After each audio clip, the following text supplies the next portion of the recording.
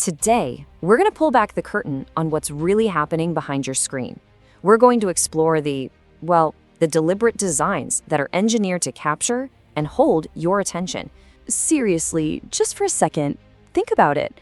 All those little moments you picked up your phone, where did that time actually go? It's kind of wild when you stop and actually pay attention to the patterns. Let's look at a few moments that might feel familiar.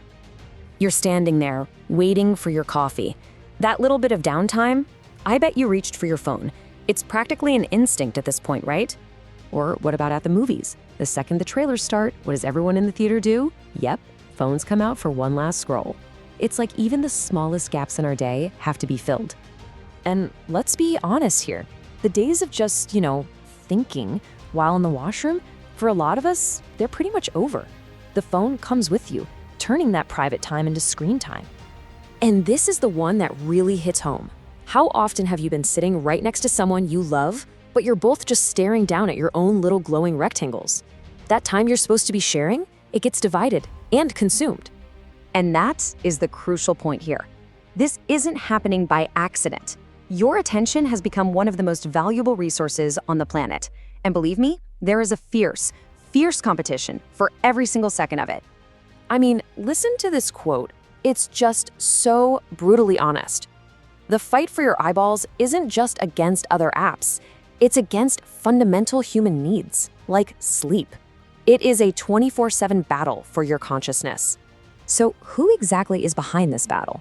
Well, as we're about to see, we're not talking about some vague, faceless corporation.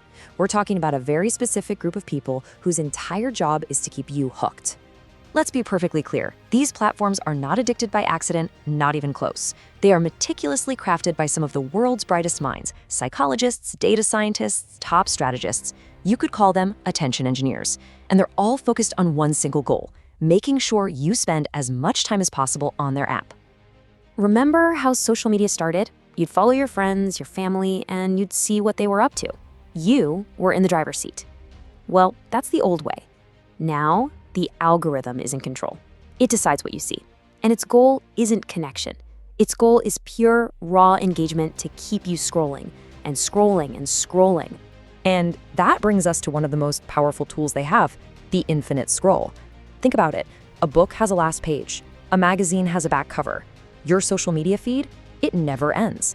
It's literally designed like a casino slot machine. It runs on something called variable rewards. You keep pulling the lever or, swiping your thumb because you never know what the next item will be. It could be a reward, a funny video, a great photo, a message you've been waiting for. That unpredictability is exactly what makes it so addictive. And here's another trick, that little red notification bubble. It is not red by coincidence. In our brains, red is a trigger color. It signals alarm, urgency, importance. If that little bubble was, say, blue or gray, it just wouldn't have that same irresistible pull. It's engineered to make you drop whatever you're doing and check it now. So all of this, the endless scroll, the red alerts, it triggers a huge release of dopamine in your brain.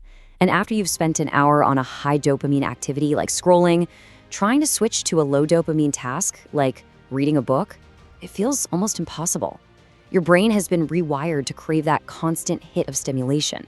But the fallout from this high dopamine algorithm-driven world, it goes way beyond just our personal ability to focus. This system has a massive effect on how we see the world and on how we see each other. So the algorithm is smart. It learns what you believe and then it just shows you more and more of it. So if you lean one way politically, your feed becomes this endless cascade of content confirming that view. And if you lean the other way, you get the exact opposite. What's the result? We stop sharing a common reality. We each end up living in our own personalized information bubble, which makes us way more certain of our own views and way less tolerant of anybody else's. So why would the algorithm do this? Simple. Outrage sells, conflict drives engagement, it gets way more clicks, comments, and shares than calm, nuanced discussion ever could. A polarized audience is an engaged audience. And for business, that is fantastic. And that brings us to the data itself. All the information that these platforms collect about your behavior, it's not just used to sell you a new pair of shoes. It can be used to influence your most fundamental decisions. It can be weaponized. The Cambridge Analytica scandal is really the perfect chilling example.